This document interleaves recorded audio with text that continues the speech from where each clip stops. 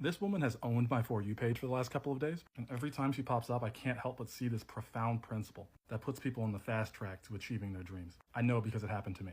So if you have a dream and you've been kind of stuck working toward it, please give this video a chance. It really can help you. Because if you go in her comments, the most common theme is people saying, this scratches an itch in my brain, or this has been stuck in my head all day. That's the effect that record labels pay to have on people. But she is sitting in a normal room playing acoustic guitar into her phone. And the problem most people have is that they never would have posted that. Well, I need my mic to come in and I should really do a music video. A music video would be better. But your attachment to how you think it needs to look is preventing it from being anything at all. But if you have this problem and you want to know how to break free of it, I'll show you the best illustration of it I've seen. But don't you run when you see this next screen. What I'm about to break down to you is so nuanced that it's barely ever shown in media. This is one of the only iterations of it I've seen. I'll only give you the context you need for the understanding. So in this show, people are born with genetic mutations that give them powers called quirks. Like over 90% of the population on Earth is born with one. So it is strange if you are not in this world. Well, enter our main character, who as a kid was very inspired by a particular hero. And so he knew when his quirk developed that he was going to try to be like him.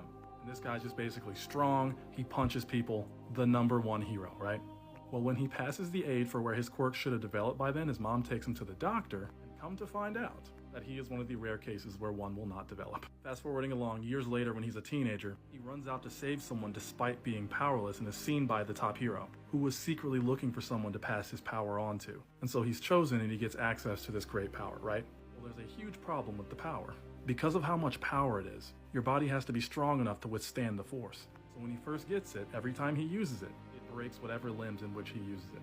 He tries to overcome this by just using his fingers at one point, but inevitably he ends up always having to use an entire arm, which one day in the hospital, the doctor just has to straight up tell him, well, your arms will heal this time was really bad, and if you do that again, you are likely to lose the use of them for the rest of your life, which is devastating to him because the nature of how the power is used is through your arms.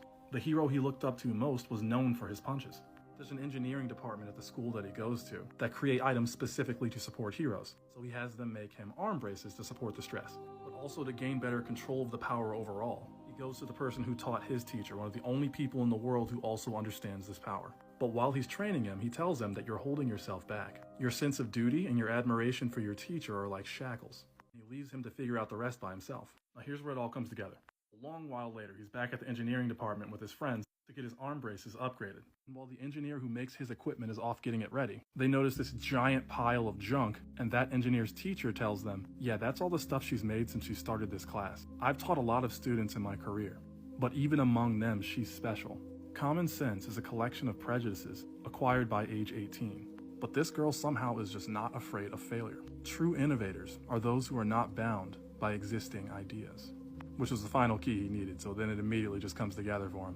And whoever made this next scene after he realizes it deserves a raise.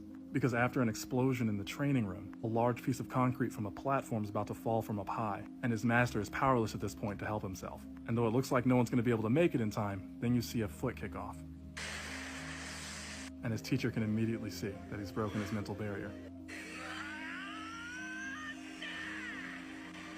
Because his teacher had always been a brawler type, it never even occurred to him to rely more on his legs, which the show got a lot of flack for because people thought that was stupid, thinking that the revelation was that he has legs. But if you reduce it to that, you just miss out on the benefit. When you start working towards a goal, you usually have a specific picture in your mind as to what that goal's attainment would look like. But your preoccupation with how the path should look can blind you to the virtually endless alternative paths available to you.